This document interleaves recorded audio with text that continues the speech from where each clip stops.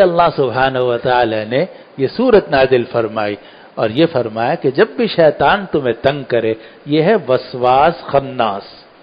شیطان جو ہے وہ وسواس بھی ہے، خناس بھی ہے۔ وسواس کا مطلب وسوسے ڈالتا رہتا ہے، خناس پیچھے ہٹ جاتا ہے۔ پیچھے ہٹ جاتا ہے یعنی جب آپ اللہ تعالیٰ کی طرف توجہ کرتے ہیں وہ پیچھے ہٹ جاتا ہے، لیکن دور کھڑے ہو کے دیکھتا رہتا ہے کہ ذرا سا موقع ملے تو میں پھر اس کے اوپر حملہ کر دوں۔ تو وسواس بھی ہے، خناس بھی ہے۔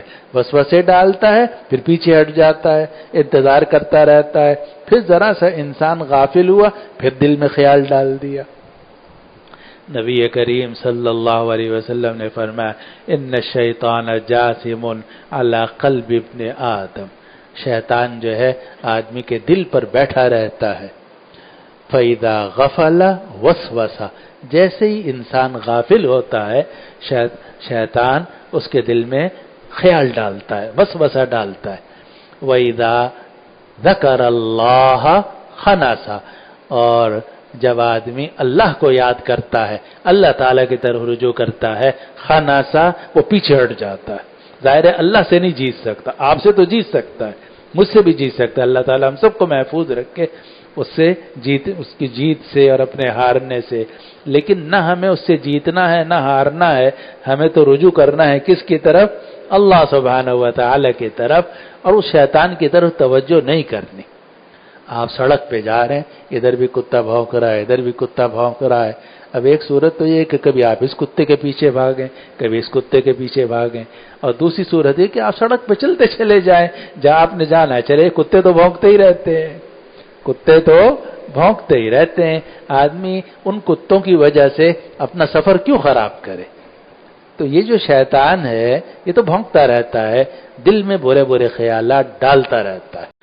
تو حضرت تھانوی رحمۃ اللہ علیہ پر بھی ایسا زمانہ گزرا ہے کہ بڑے سخت وساوس ان کو آتے تھے، اور حضرت نے لکھا ہے کہ یہاں تک تھا کہ مجھے سمجھ میں نہیں آتا تھا میں کروں تو کیا کروں، اور فرمایا کہ میں ہمیشہ جب بھی جاتا تھا حضرت مولانا رشید احمد صاحب گنگوئی رحمۃ اللہ علیہ کے پاس، گھبرا کے انہی کے پاس جاتے تھے، تو حضرت گنگوئی رحمۃ اللہ علیہ ایک ہی بات فرماتے تھے کہ دیکھو ان خیالات کی طرف توجہ مت کرو، دیکھو ان خیالات کی طرف توجہ مت کرو۔ مقصد یہ تھا کہ یہ تمہارے اپنے خیالات نہیں ہیں، یہ شیطان تمہارے دل میں ڈال رہا ہے، تمہیں تنگ کر رہا ہے، تم اس سے بحث مت کرو، اس کی طرف توجہ مت کرو۔ فرمایا جب بھی میں جاتا تھا اور اپنی پریشانی ذکر کرتا تھا، حضرت یہی فرماتے تھے کہ یہ ان کی طرف توجہ مت کرو، بس یہ تھا۔ اور اسی لیے حضرت تھانوی رحمۃ اللہ علیہ کہ اگر آپ وہ دیکھیں تو اس میں حضرت کے مریدوں پر یہ سارا وقت گزرا ہے، ہر مرید پہ، ہر انسان پہ یہ وقت آتا ہے، کیونکہ خیالات تو ہر ایک کو آتے ہیں اور برے برے خیالات آتے ہیں۔